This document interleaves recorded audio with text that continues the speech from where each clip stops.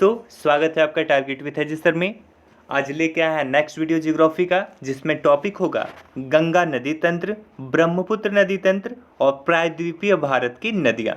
इन 3 जगहों से प्रश्न उठाए गए हैं। प्रश्नों की संख्या रोज की तरह 20 होगी और वो प्रश्न होंगे बहुत ही ज़्यादा महत्वपूर्ण, जो एग्जाम में अक्सर पूछे जाते हैं। और आप सबसे रिक्वेस्ट है, अगर आपने हमारे चैनल को सब्सक्राइब नहीं किया तो प्लीज़ चैनल को सब्सक्राइब कर लें, दोस्तों में शेयर कर दें और बेल आइकन को प्रेस कर लें। चलते हैं पहले प्रश्न की ओर। कौन सी श्रेणी यमुना और सोन के मध्य जल द्विविभाजक का कार्य करती है? Option A Bhander, option B Kaimur, option C Maikal, option D Mukundwara. और इसका राइट आंसर है ऑप्शन बी कैमूर। ठीक है, कैमूर नदी यमुना और सोन के मध्य जल द्विभाजक का कार्य करती है। ठीक है, चलते हैं अगले प्रश्न की ओर। निम्नलिखित में से किस नदी का जल ग्रहण क्षेत्र सर्वाधिक है? Option A Mahanadi, option B Son, option C Ramganga, option D Gandak. और इसका राइट आंसर है ऑप्शन बी सोन नदी। ठीक है, सोन नदी का जल ग्रहण क्षेत्र सर्वाधिक है। इसका है 70,055 वर्ग किमी, 70,055 वर्ग किमी है। और महानदी का 207 वर्ग किमी है। रामगंगा का 30,811 वर्ग किमी है। और गंडक का है 45,731 वर्ग किमी। चलते हैं अगले प्रश्न की ओर। मोरीबंद डेल्टा निम्नलिखित में से किस डेल्टा का एक उप विभाग है? Option A Krishna Godavari delta, option B Mahanadi delta, option C Bengal delta, option D Kaveri delta. और इसका राइट आंसर है ऑप्शन सी बंगाल डेल्टा।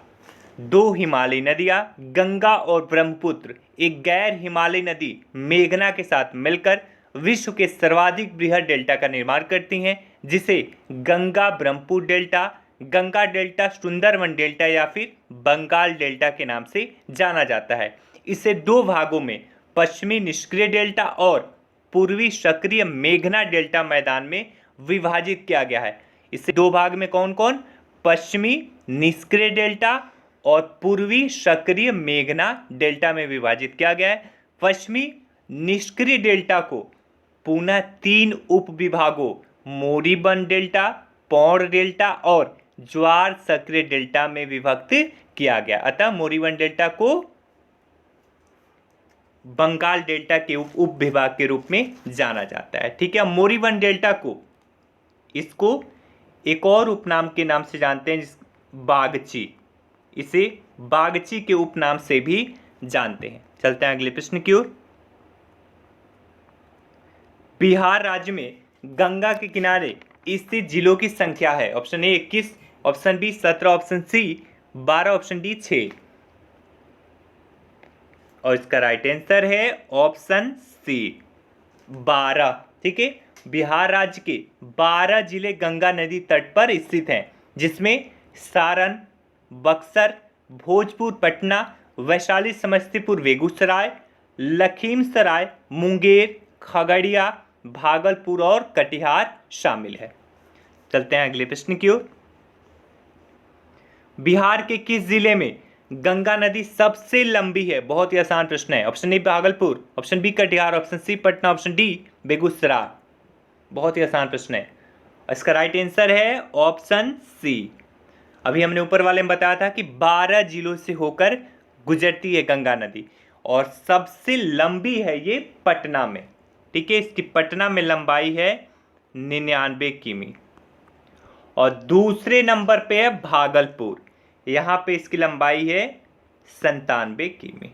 याद रखिएगा, पहले नंबर पर पटना और दूसरे नंबर पर भागलपुर है। चलते हैं अगले प्रश्न की ओर।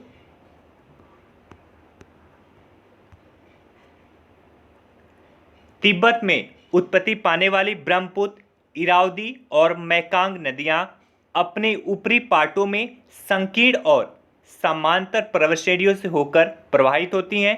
इन नदियों में ब्रह्मपुत्र भारत में प्रविष्ट होने से ठीक पहले अपने प्रवाह में एक यू टर्न लेती है। यह यू टर्न क्यों बनता है?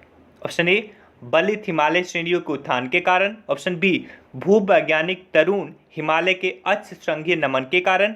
ऑप्शन सी, तृतीय कल्पीय वलित पर्वतमालाओं में भूविवर्तनिक विक्षोभ के कारण। ऑप्शन डी, इस संदर्भ में उपयुक्त ए और बी दोनों कारण तर्क संगत है। और इसका राइट आंसर है ऑप्शन बी। ठीक है, तिब्बत में उत्पत्ति पाने वाली ब्रह्मपुत्र, इरावदी और मेकांग नदियां अपने ऊपरी पार्टों में संकीर्ण और समानांतर पर्वत श्रेणियों से होकर प्रवाहित होती हैं। ब्रह्मपुत्र नदी भारत में प्रवेश से पूर्व एक यू टर्न लेती है और यह यू टर्न भूवैज्ञानिकी तरुण हिमालय के अक्ष संघीय नमन के कारण होता है। चलते हैं अगले प्रश्न की ओर। भारत में यरलुंग जंगबो नदी को किस नाम से जाना जाता है? Option A Ganga, option B Sindhu, option C Brahmaputra, option D Mahanadi. और इसका राइट आंसर है ऑप्शन सी, ब्रह्मपुत्र नदी। भारत में यरलुंग जंगबो नदी को ब्रह्मपुत्र नदी के नाम से जाना जाता है। चलते हैं अगले प्रश्न की ओर। तिब्बत में मानसरोवर झील के पास किस नदी का स्रोत है? वह है option A Brahmaputra, option B Sutlej, option C Sindhu, option D उपयुक्त सभी। तिब्बत में मानसरोवर झील से उद्गम स्थल पूछ रहा है और इसका राइट आंसर है ऑप्शन डी, सभी। ब्रह्मपुत्र, सतलज और सिंधु तीनों नदियां तिब्बत के मानसरोवर झील के पास से ही निकलती हैं। चलते हैं अगले प्रश्न की ओर। निम्नलिखित नदियों पर विचार कीजिए। First Barak, second Lohit, third Subansiri. उपयुक्त में से कौन सी अरुणाचल प्रदेश से होकर बहती है? ऑप्शन ए केवल एक, ऑप्शन बी 2 और 3, ऑप्शन सी 1 और 3, ऑप्शन डी 1, 2, 3। इसका राइट आंसर है ऑप्शन बी 2 और 3। लोहित, सुबनसिरी नदियां अरुणाचल प्रदेश से होकर बहती हैं, जबकि बराक नदी मणिपुर पहाड़ी से निकलकर मणिपुर, मिजोरम तथा असम से बहती हुई बांग्लादेश में प्रवेश कर जाती है। ठीक है, तो option B is the right. अगले प्रश्न देखते हैं। मानस नदी किस नदी की उपनदी है? Option A Godavari, option B Mahanadi, option C Krishna, option D Brahmaputra. Manas किसकी सहायक नदी है? उसका राइट आंसर है ऑप्शन डी, ब्रह्मपुत्र की। मानस नदी ब्रह्मपुत्र नदी की सहायक नदी है या उपनदी है। चलते हैं अगले प्रश्न की ओर। निम्नलिखित में से कौन सी ब्रह्मपुत्र की सहायक नदी या नदियां हैं? फर्स्ट दिबांग, सेकंड कमेंग और थर्ड लोहित। नीचे दिए कूट का प्रयोग कर सही उत्तर चुनिए। फर्स्ट ऑप्शन ए है 1, सेकंड है यानी बी ऑप्शन 2 और 3, सी ऑप्शन 1 और 3 और डी ऑप्शन 1, 2, 3। और इसका राइट आंसर है ऑप्शन डी 1, 2, 3। तीनों नदियां ब्रह्मपुत्र की सहायक नदी हैं। ठीक है, दिबांग नदी अरुणाचल प्रदेश के लोअर दिबांग घाटी जिले में प्रवाहित होती है। यह ब्रह्मपुत्र की प्रमुख सहायक नदी है, जबकि कमेंग अरुणाचल प्रदेश के तवांग जिले में पूर्वी हिमालय पहाड़ियों से निकलकर यह नदी अरुणाचल प्रदेश में कमेंग नाम से तथा असम में जिया भारेली नाम से जानी जाती है। याद रखिएगा कि इसे अरुणाचल प्रदेश में कमेंग के नाम से जानते हैं और असम में जिया भारेली के नाम से जानते हैं। जिया भारेली के नाम से जानते हैं। यह भी ब्रह्मपुत्र की सहायक नदी है। और लोहित पूर्वी तिब्बत में जयालचू पर्वत श्रेणी से निकलती है। यह नदी ब्रह्मपुत्र की एक सहायक नदी है। ठीक है, उग्र एवं अनियंत्रित यह नदी खून की नदी के नाम से भी जानी जाती है? ये भी प्रश्न पूछ सकता है। किस नदी को खून की नदी के नाम से जानते हैं? तो लोहित नदी को, क्योंकि ये उग्र और अनियंत्रित हो जाती है। चलते हैं अगले प्रश्न की ओर। तीस्ता के संदर्भ में निम्नलिखित कथनों पर विचार कीजिए। फर्स्ट है, तीस्ता नदी का उद्गम वही है जो ब्रह्मपुत्र का है, लेकिन यह सिक्किम से होकर बहती है। सेकंड, रंगीत नदी की उत्पत्ति में होती है और यह तीस्ता नदी की एक सहायक नदी है। थर्ड है, तीस्ता नदी भारत एवं बांग्लादेश की सीमा पर बंगाल की खाड़ी में जा मिलती है। उपयुक्त कथनों में से कौन से सही या सही हैं? ऑप्शन ए 1 और 3, ऑप्शन बी केवल 2, ऑप्शन सी 2 और 3, ऑप्शन डी 1 2 3। और इसका राइट आंसर है ऑप्शन बी, केवल 2। तीस्ता नदी का उद्गम सिक्किम स्थित चोलामू झील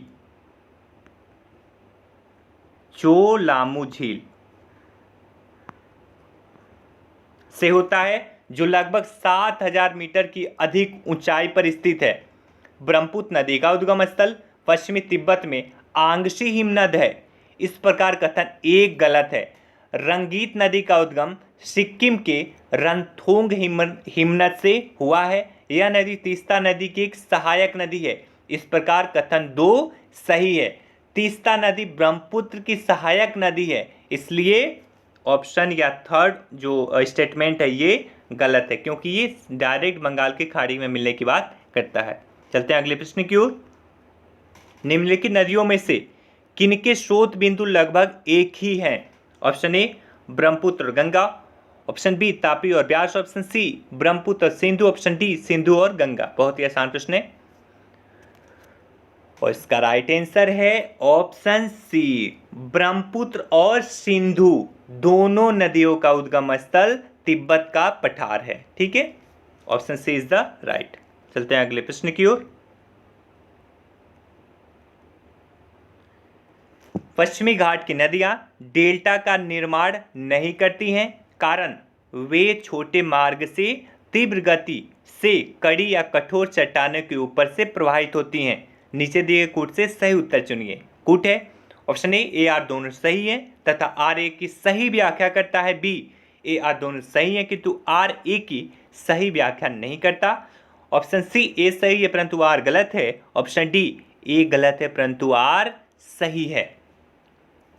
और ये काफी बार पूछा गया प्रश्न है और इसका राइट है ऑप्शन ए आर दोनों सही हैं और आर ए की सही व्याख्या है।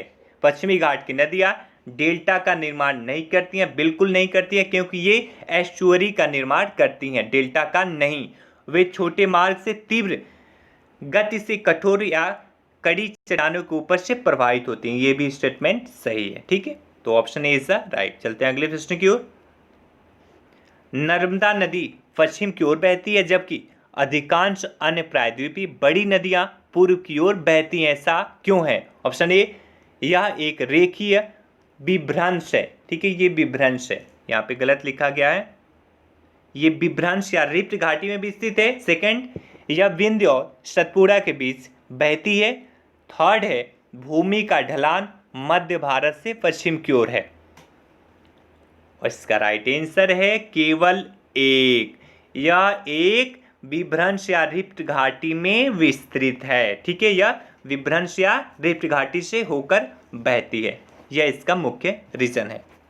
चलते हैं अगले प्रश्न की ओर।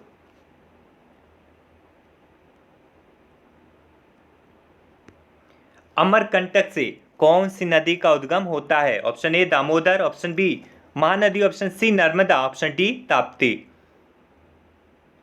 और इसका राइट आंसर है ऑप्शन सी नर्मदा नदी। नर्मदा नदी मध्य प्रदेश में अमरकंटक पहाड़ी से निकलकर पश्चिम की ओर 1312 किमी लंबाई में प्रवाहित होती हुई अरब सागर से कैम्बे की खाड़ी में समुद्र में मिल जाती है। चलते हैं अगले प्रश्न की ओर। निम्नलिखित में से कौन सी नदी 3 बार 2 धाराओं में विभक्त हो जाती है और कुछ मील आगे जाकर पुनः मिल जाती है? इस प्रकार श्रीरंगपट्टनम, शिवसमुद्रम और श्रीरंगम के द्वीपों का निर्माण करती है। कौन सी नदी 3 बार 2 धाराओं में विभक्त हो जाती है और फिर आगे जाके मिल जाती है? Option A Kaveri, option B Tungabhadra, option C Krishna, option D Godavari. और इसका राइट आंसर है ऑप्शन ए गोदावरी नदी। ठीक है, कावेरी नदी। कावेरी नदी कर्नाटक के कुर्ग जिले में ब्रह्मगिरी की पहाड़ियों से निकलकर 805 किमी लंबाई तथा 87,900 वर्ग किमी अपवाद क्षेत्र में प्रवाहित होती है या तिरुचिरापल्ली के निकट बंगाल की खाड़ी में मिल जाती है। इसका अपवाद क्षेत्र केरल, कर्नाटक, तमिलनाडु और संघ क्षेत्र पुदुचेरी में विस्तृत है। पहाड़ी से नीचे उतरने के पश्चात कावेरी नदी दक्कन पठार में प्रवाहित होती है, जहां यह श्रीरंगपट्टनम, शिवसमुद्रम, श्रीरंगम द्वीपों का निर्माण करती है। कावेरी नदी इज द राइट। चलते हैं अगले प्रश्न की ओर। निम्नलिखित भारतीय नदियों में से कौन एस्चुरी बनाती है? Option A Godavari, option B Kaveri, option C Tapti, option D Mahanadi. और इसका राइट आंसर है option C. Option C is the right. Tapti नदी। भारत की अरब सागर में गिरने वाली नदियां नर्मदा और ताप्ती एस्चुरी का निर्माण करती हैं। ठीक है, भारत की अरब सागर में गिरने वाली नदियां नर्मदा और ताप्ती एस्चुरी का निर्माण करती हैं। चलते हैं अगले प्रश्न की ओर। नदियों की लंबाई के अवरोही क्रम में गोदावरी, महानदी, नर्मदा व ताप्ती का सही अनुक्रम कौन सा है? नदियों की लंबाई के अवरोही क्रम में option A Godavari, Mahanadi, Narmada, Tapti, option B Godavari, Narmada, Mahanadi, Tapti, option C Narmada, Godavari, Tapti, Mahanadi, option D Narmada, Tapti, Godavari और महानदी। और इसका राइट आंसर है ऑप्शन बी गोदावरी, नर्मदा, महानदी और ताप्ती। गोदावरी नदी की लंबाई 1465 किमी है। नर्मदा नदी की लंबाई 1312 किमी है। महानदी की लंबाई 858 किमी है और ताप्ती नदी की लंबाई 724 किमी है। तो आप देख सकते हैं गोदावरी नदी सबसे बड़ी है। चलते हैं आखिरी प्रश्न की ओर। प्रायद्वीपीय भारत में पूर्व दिशा में बहने वाली नदियों का उत्तर दक्षिण का सही क्रम है। ठीक है, सबसे उत्तर और सबसे दक्षिण की नदियां कौन सी हैं? आपको क्रम बताना है इसमें। सुवर्ण रेखा, महानदी गोदावरी, कृष्णा, पेनार, कावेरी और Vaigai. Option A, option B Suvarnarekha, Mahanadi, Krishna, Godavari, Kaveri, बेंगई और पेन्नार। ऑप्शन सी महानदी, सुवर्ण रेखा, गोदावरी, कावेरी, पेन्नार और वैगई। ऑप्शन डी महानदी, सुवर्ण रेखा, कृष्णा, गोदावरी, कावेरी और ये वेगई है, यहाँ पे गई लिख गया है, और पेन्नार। और इसका राइट आंसर है option A. Option A is the right. सबसे उत्तर में है सुवर्ण रेखा, उसके बाद से है महानदी, उसके बाद गोदावरी, ऑप्शन उसके बाद से कृष्णा, उसके बाद से पेन्नार, उसके बाद से कावेरी और सबसे दक्षिण में है वैगई नदी। सबसे दक्षिण में वैगई नदी है। ठीक है, तो ये थे आपके 20 प्रश्न जो बहुत ही ज़्यादा महत्वपूर्ण थे। अक्सर एग्जाम में यहाँ से प्रश्न पूछे जाते हैं।